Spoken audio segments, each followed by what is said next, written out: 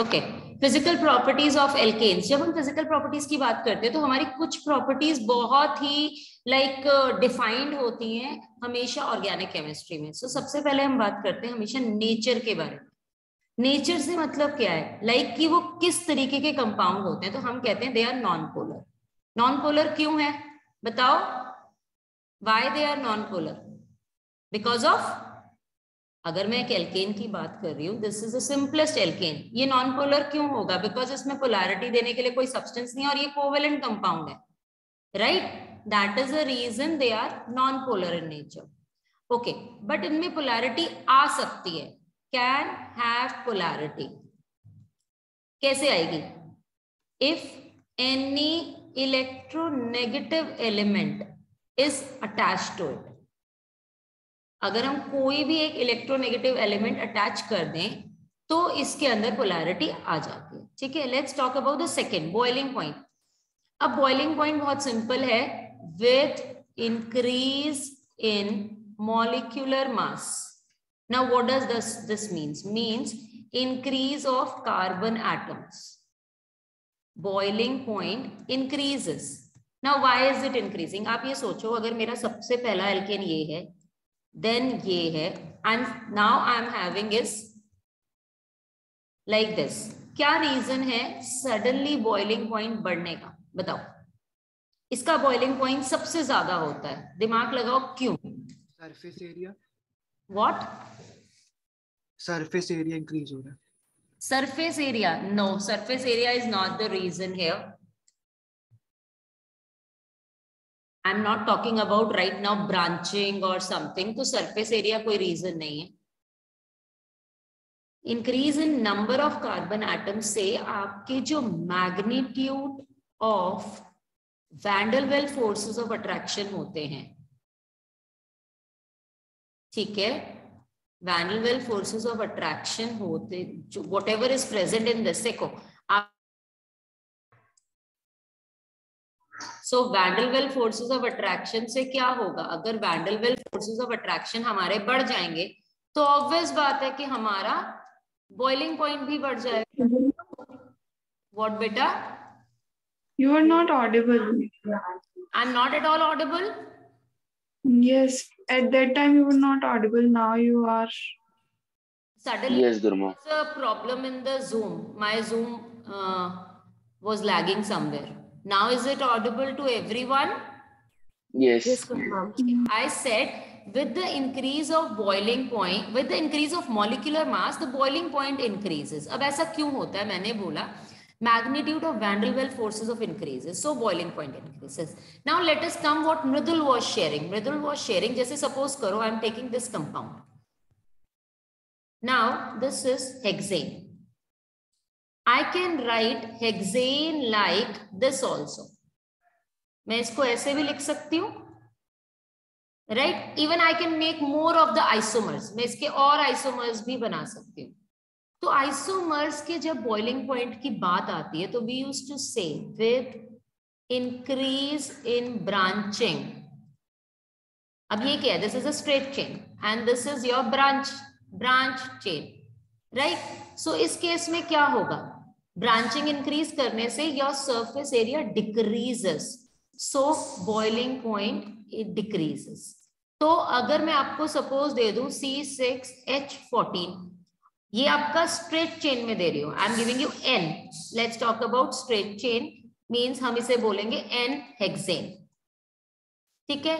और वही मैं आपको दे दूं सपोज करो आइसोहेक्सेन, तो मुझे आइसोहेक्सेन से क्या पता चल गया? दैट सेकेंडरी पोजीशन में मेरा कोई ग्रुप लगा हुआ है, तो ये इसका आइसोमर हो गया। अब इन दोनों की मॉलिक्यूलर मास कंप्लीटली सेम है, number of carbon atom same है, हाइड्रोजन सेम है, तो that means molecular mass is completely same. So in this case what will happen? The boiling point of isohexane is less. Now the why? Surface area decreases, so boiling point decreases. Clear? But एक चीज का याद रखना, suppose करो मैंने तुम्हें question दिया, let me take an example of pentane. ये क्या है? N pentane, ठीक है। फिर मैंने तुम्हें दिया एक ये, ठीक है। अब मैंने तुम्हें दिया एक और,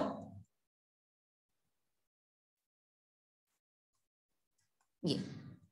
अब इस केस में किसका boiling point according to you people सबसे ज्यादा होगा? अगर मैं बोलूं first, second and third, arrange them in the order of increasing boiling point, तो सबसे लीस्ट किसका होगा और सबसे ज्यादा किसका होगा? बोलो। Least will be of third, then second, and then one. अच्छा, now here you wrong. This Avani, right? Avani बेटा, आपने number of carbon atom count करे, आपने सिर्फ ब्रांचिंग देखी, ठीक है। मैंने इसीलिए बोला था, I want to give you another example. आपने number of carbon atom count करे, इसमें 6 कार्बन है, इसमें 4 कार्बन है, इसमें 5 कार्बन है। मॉलिक्यूलर मास भी तो बढ़ रहा है बेटा। और मेरा पहला पॉइंट क्या था? With increase of molecular mass your boiling point increases. See, this is my first point, right? तो उस केस में तुम कैसे कह सकते हो ये चीज? क्लियर? तो अब सबसे लीस्ट होगा second, then first and then third. Now why? अब इसका अरेंजमेंट मैंने ऐसा क्यों किया? 2 ब्रांचिंग इज प्रेजेंट, ठीक है, ब्रांचिंग है आपकी, बट मॉलिक्यूलर मास भी तो बढ़ गया, तो अकॉर्डिंगली बॉइलिंग पॉइंट भी बढ़ जाएगा। समझ आ गया? तो ऐसे कुछ यूज नहीं होना है। What Avani? Nothing. Okay, clear? So let's go to the melting point. अब मेल्टिंग पॉइंट में क्या होता है? वही होता है जो नॉर्मल चीजें हम कहते हैं, with increase in molecular mass melting point increases. But यहाँ पे ना एक अजीब सी डिस्पैरिटी आती है। वो डिस्पैरिटी क्या है? जो डिस्पैरिटी आती है, that is coming for the even number carbon atoms and odd number carbon atoms, ठीक है। अब इसका क्या मतलब है कि ऑड नंबर कार्बन एटम्स और even number carbon atom, they used to take it like this, 1 2 3 4 और 5, this is an odd number. Let's take it like this, 1 2 3 4 5 and 6. Now this is an even number. Now you tell me, according to you, which will going to fit better in the crystal? Crystal lattice में कौन अच्छे से fit होगा? Odd. Which one? Odd. No, even. क्यों? आपका कोई भी अगर ऐसा जिगजैग पैटर्न होगा और सेम साइड में माउथ है, अब आप बताओ मुझे ऐसा एक और इसमें फिट करना है, तो मेरे सेम साइड में होने से कभी फिट नहीं होता। जब मेरा स्ट्रक्चर ऐसा होगा, this is N even number, और इसको मुझे फिट करना है बिल्कुल इसी ढंग से, सी है, this is a better fit in a crystal lattice, ठीक है। सो रीजन इज, अगर कोई पूछे कि सपोज मैंने आपको दे दिया पेंटेन और ब्यूटेन, सॉरी हाँ, पेंटेन एंड ब्यूटेन, किसका बॉइल मेल्टिंग पॉइंट ज्यादा है? तो आप कहेंगे ब्यूटेन का। Why?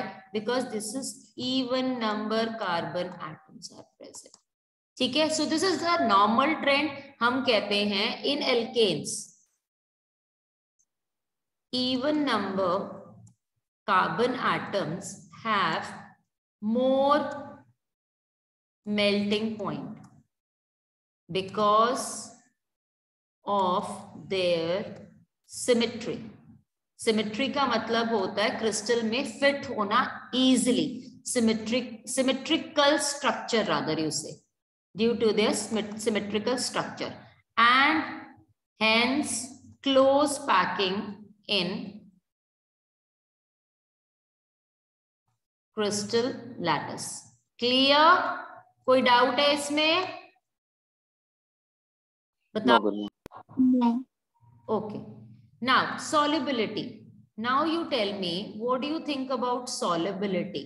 As they are non-polar, so are they soluble in water? Non polar है तो नॉन पोलर सब्सटेंस में सॉल्युबल होंगे, जैसे ऑर्गेनिक सॉल्वेंट्स में। बिल्कुल। सो वी से हम केमिस्ट्री में बोलते हैं लाइक डिसॉल्व्स लाइक सो इस according to this term they are not soluble in polar solvents, as they are non-polar, as they are non-polar. Clear हो गया? सो किस में सॉल्युबल होंगे? सॉल्युबल इन इनऑर्गेनिक सॉल्वेंट्स या ऑर्गेनिक सॉल्वेंट्स. ठीक है, clear हो गया? कोई डाउट है इसमें? Next comes density. नाउ हम अगर नॉर्मल लाइफ में देखें, इथेन हो गया या मीथेन हो गया, आपको क्या लगता है ये वाटर से ज्यादा लाइटर होते हैं कि कम लाइटर होते हैं?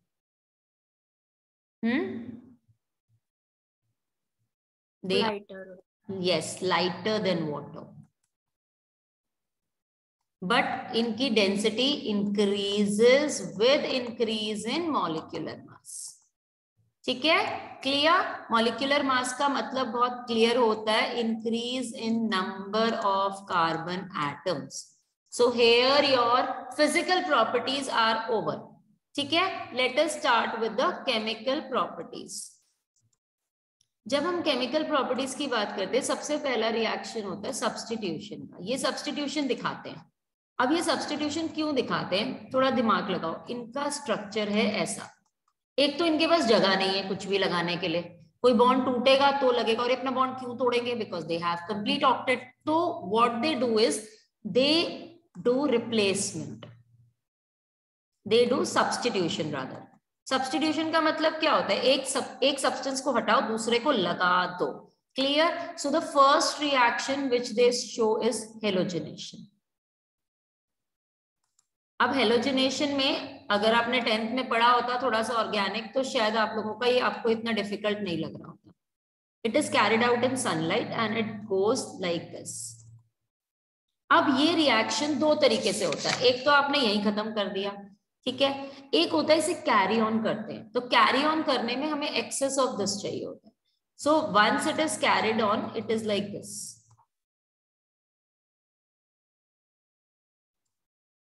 एक और H हट गया, मतलब it will remove all the H and finally we will get, now this is chloroform. ठीक है, and the last one, last H which it is having, it will remove that also, and it will give you carbon tetrachloride.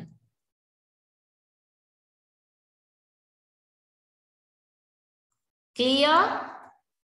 अब अगर हम इस reaction का normal mechanism समझें. एक होता है मैकेनिज्म, हमें इस साल ना ऑर्गेनिक में मैकेनिज्म करने होते हैं. मींस ये रिएक्शन कैरी ही कैसे करता है. तो रिएक्शन के 3 स्टेप है इसका. पहला स्टेप है चेन इनिशिएशन. ना इनिशिएशन का मतलब क्या है? मींस हमने एक रिएक्शन को अभी स्टार्ट ही किया, we are starting it with, right. तो सबसे पहला क्या होता है? एक तो याद रखो, this carries out free radical mechanism. Free radical mechanism क्या होता है? याद है किसी को? ये याद दिलाना पड़ेगा, बताओ. When the What, Avni? When the bond breaks, both the atoms take their own electron. Exactly.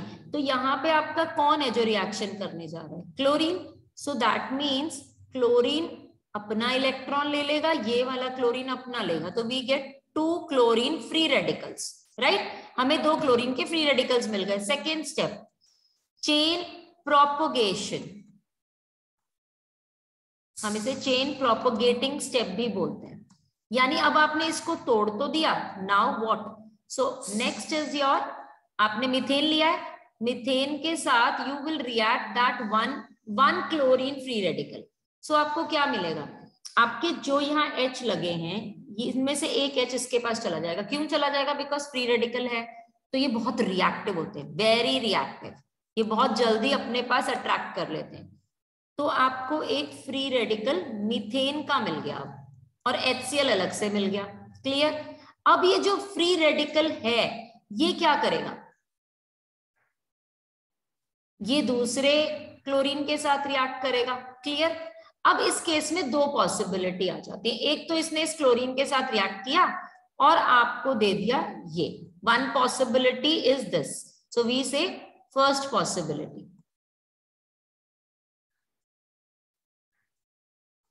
Second possibility क्या है? हो सकता है ये जो फ्री रेडिकल बना है ये आपका क्या करे, ये आपका हो सकता है जो क्लोरीन के दूसरे एटम्स हैं जो अभी नहीं टूटे हैं उनको अपनी तरफ अट्रैक्ट कर ले। It can be the possibility ना। तो उस केस में क्या होगा, आपको ये मिल जाएगा और एक फ्री रेडिकल फिर से मिल जाएगा क्लोरीन का। अब next is your chain terminating step. Means आपकी पॉसिबिलिटी है कि आप जो बना रहे हो वो बनेगा भी कि नहीं बनेगा, वो भी तो हो सकता है। तो उस केस में क्या होता है, ये एक फ्री रेडिकल रहा, ये जो आपने इसमें से एक तो आपने यूज कर लिया यहाँ पे, so second is still free, तो ये दोनों ज्वाइन करेंगे वापस से और दोबारा से आपको क्लोरीन दे देंगे, तो आपका रिएक्शन तो रुक गया ना। दूसरी पॉसिबिलिटी क्या है, जो आपने ये फ्री रेडिकल बनाया था हो सकता है ये एक और फ्री रेडिकल बना हो मिथाइल का और उसके साथ ज्वाइन करके आपको ethane he they they. This can be the possibility. Another possibility ये भी है कि ये नॉर्मल तरीके से कैरी करे रिएक्शन और हमें जो चीज चाहिए वो भी दे दे। तो देयर आर 3 पॉसिबिलिटीज, ये रिएक्शन रुक सकता है। क्लियर? और पॉसिबिलिटी क्या है, एक ये और एक ये, इसीलिए हम इसका नाम रखते हैं चेन इनिशिएशन स्टेप।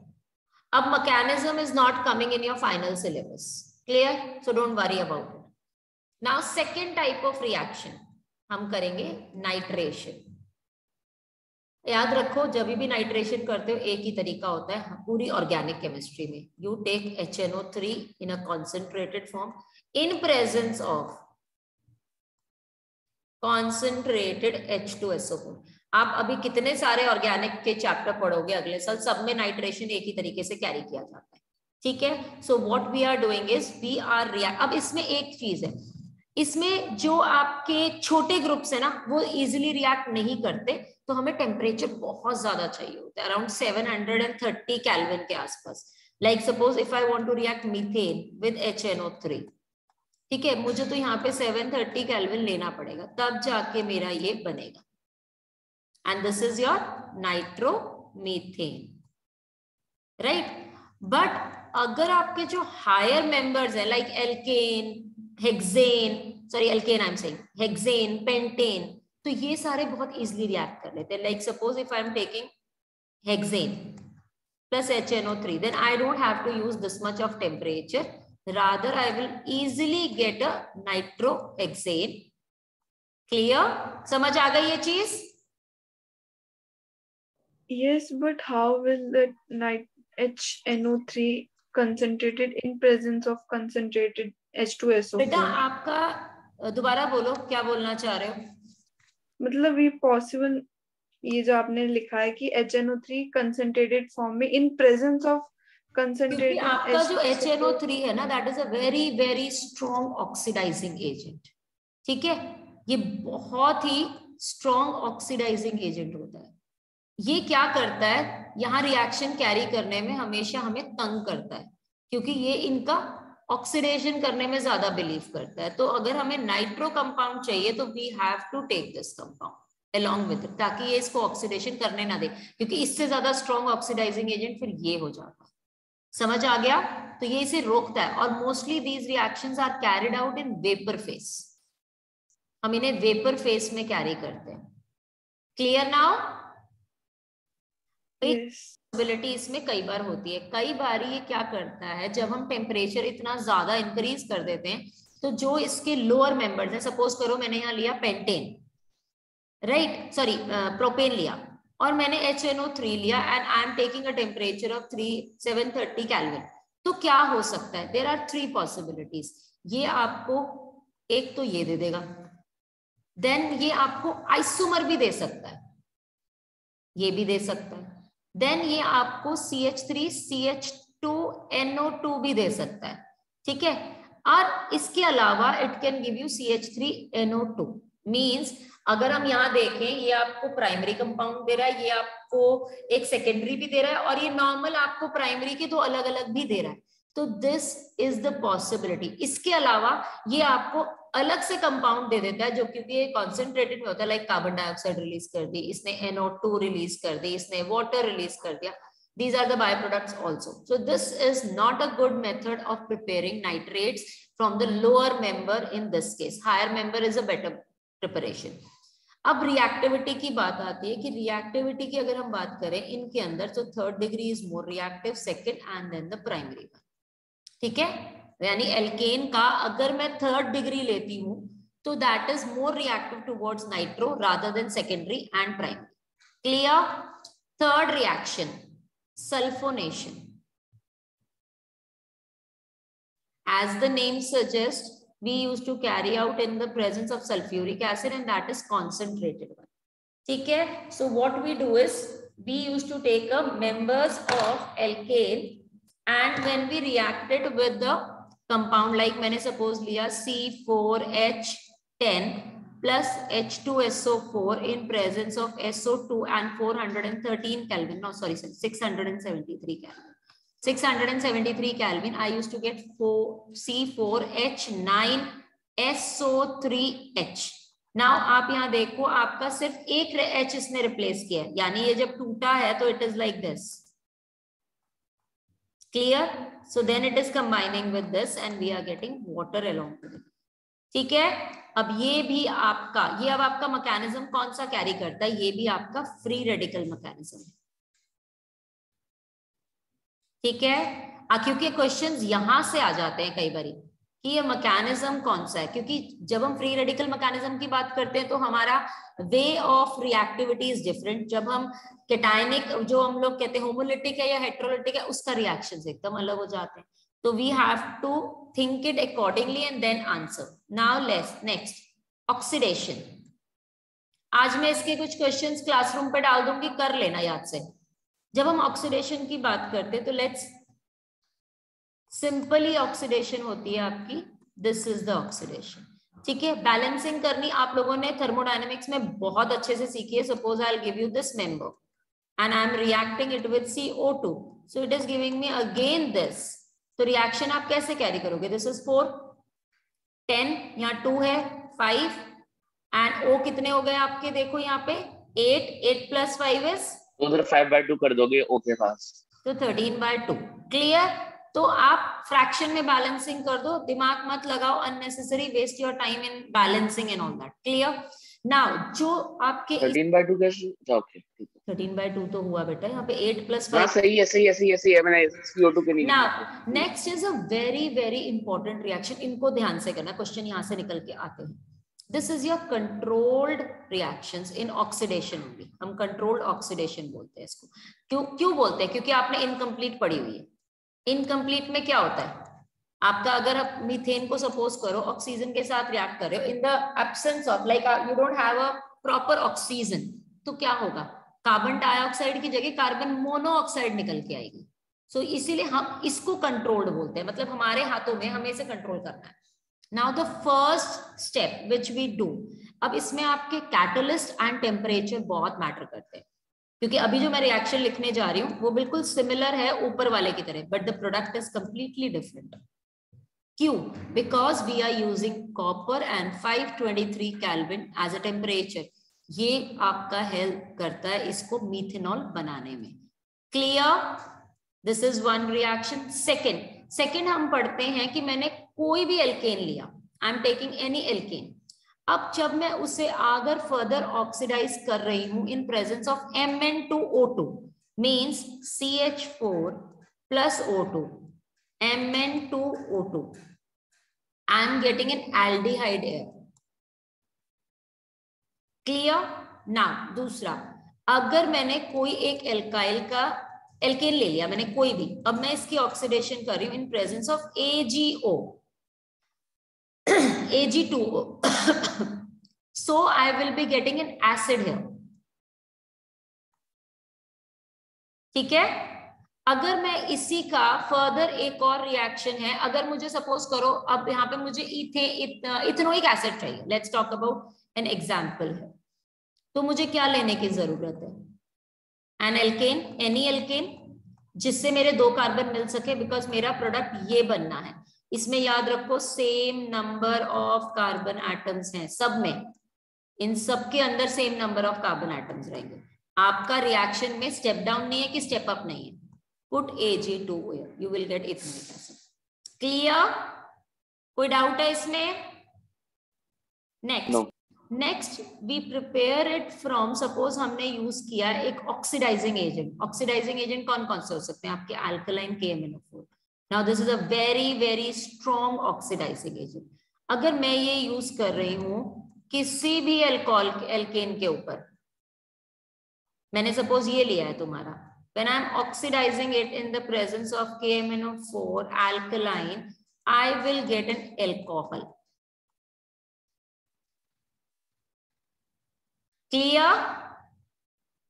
और यहां से आप फर्दर भी बना सकते हो इस कंपाउंड को, याद रखना, बट डिपेंडिंग कि आप ले क्या रहे हो और आपको मिलेगा क्या। ठीक है, it can be further oxidized and we can get aldehydes. Aldehydes में तक मैं स्पेलिंग गलत लिख रही हूँ, aldehydes and ketones and acids. हमें यहां से फर्दर ऑक्सीडेशन से ये भी मिलते हैं। आई will give you an example. Suppose I am taking CH3CH3, मैंने इसे ऑक्सीडाइज किया KMnO4 की प्रेजेंस में, आई एम गेटिंग CH3CH2OH। इसे मैंने फर्दर ऑक्सीडेशन किया KMnO4 की प्रेजेंस में या K2Cr2O7 की प्रेजेंस में, आई विल गेट CH3COOH। मुझे ये भी मिल सकता है यहाँ से। अगर मैं इसे फर्दर ऑक्सीडाइज करूं PCC CrO3 Cr2O2Cl2 में, Cr O2Cl2 की प्रेजेंस में, I can get aldehyde. So there are n number of method, और ये सारे आपको याद रखने हैं because questions will never be direct, remember that. अगर सपोज करो मैंने तुम्हें दे दिया कि मुझे तो इथेन से इथेनॉल बना के दो, तो आप ये नहीं कह सकते हमारे सिलेबस में नहीं था, because I have given you, ये आपकी बुक्स में भी है, सब जगह है, तो याद रखो इन सारी चीजों को। ठीक है, नेक्स्ट पीसीसी के बाद CrO3 लिखा है, इसे कहते हैं हम क्रोमाइल क्लोराइड, इसे chromic oxide. This is chromic oxide. PCC is pyridine dichloride, pyridine dichloride। ये सारे ऑक्सीडाइजिंग एजेंट्स हैं, ये सारे, ये सब आपके ऑक्सीडाइजिंग एजेंट है। इवन आप एक और चीज यूज कर सकते हो, copper in presence of 573 kelvin, but please don't use for tertiary. मैं पहले बता रही हूँ, सेकेंडरी और प्राइमरी के लिए यूज करना। अगर अल्कोहल सेकेंडरी और प्राइमरी है और आपने कॉपर 573 केल्विन लिया है, तो ही ये आपको एल्डिहाइड या कीटोन, प्राइमरी आपको एल्डिहाइड दे देगा और सेकेंडरी आपको कीटोन देगा। ठीक है, टर्शरी आपको एल्कीन देगा।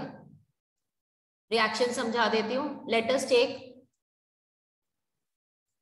मैंने सपोज ये दिया है तुमको, ठीक है, यहाँ लेट्स टेक दिस रिएक्शन। मैंने इसको ऑक्सीडेशन किया इन प्रेजेंस ऑफ KMnO4, आपको अल्कोहल मिल गया। अब फर्दर मैंने इसको ऑक्सीडाइज किया इन presence of copper 573 kelvin, so I will get aldehyde. ठीक है, समझ आ गई ये चीज। अब इसमें मैंने क्या किया है कि आई एम टेकिंग एन अल्कोहल, मैंने ये कंपाउंड लिया, ठीक है, इसको ऑक्सीडेशन किया, तो डेफिनेटली मेरे को जो H यहाँ पे है वहीं पे लगेगा, ऑक्सीजन। ठीक है, अब जब मैंने इसे फर्दर ऑक्सीडाइज किया इन प्रेजेंस ऑफ 573 केल्विन, अब ये मेरा कौन सा कंपाउंड है? This is a tertiary compound, so this will give me CH3 double bond CH2 sorry. ठीक है, याद रखो। अब वो डबल बॉन्ड इधर भी आ सकता है, इधर भी आ सकता है, इसकी जगह ये भी बन सकता है, CH2 double bond CH3 and CH3। क्यों ये बना? ये एलिमिनेशन देता है यहाँ पे, it is giving an elimination here, remember this.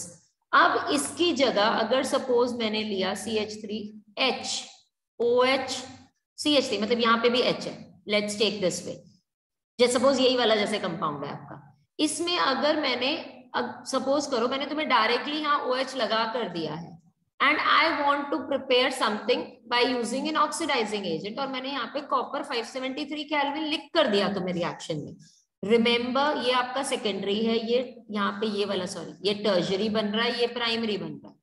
तो इस केस में क्या होगा, CH3 C double bond OCH3, तो आपको क्या मिला, कीटोन मिल गया, याद रखो। Clear? So these are different reaction, 1 2 and 3, तीनों अलग रिएक्शन है, मिक्स नहीं करना है। Is this much clear? Yes. Okay, 2 more reactions and then the alkane is over. Isomerism.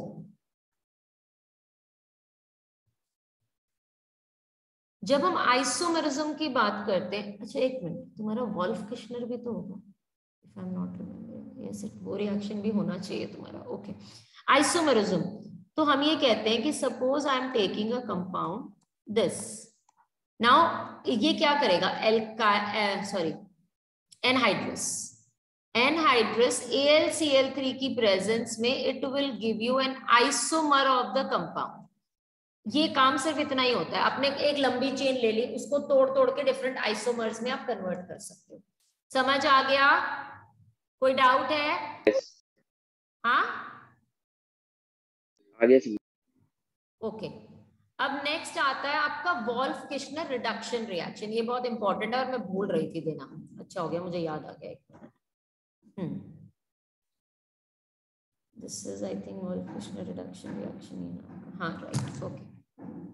अब ये रिएक्शन कैसे होता है, इसमें आप एल्केन प्रिपेयर करते हो नॉर्मली, ठीक है? तो हम कैसे प्रिपेयर करते हैं, ये मैं रिएक्शन भूल गई हूं आपको देना, प्रिपरेशंस में आते हैं ये रिएक्शंस, ठीक है? इसमें हम एल्केन्स प्रिपेयर करते हैं, वॉल्फ किश्नर रिडक्शन रिएक्शन है एक आपका, और एक आपका रोजमंड होना चाहिए, if I am not forgetting this. तो ये रिएक्शन मैं आपको नेक्स्ट क्लासेस में दूंगी, आई एम फॉरगेटिंग दिस क्योंकि ये वाले हैं आपके सिलेबस में कि नहीं है। अगर ये नहीं है तो I will not give you, if it is there then I will give you, ठीक है? So that much for today, clear है इतना?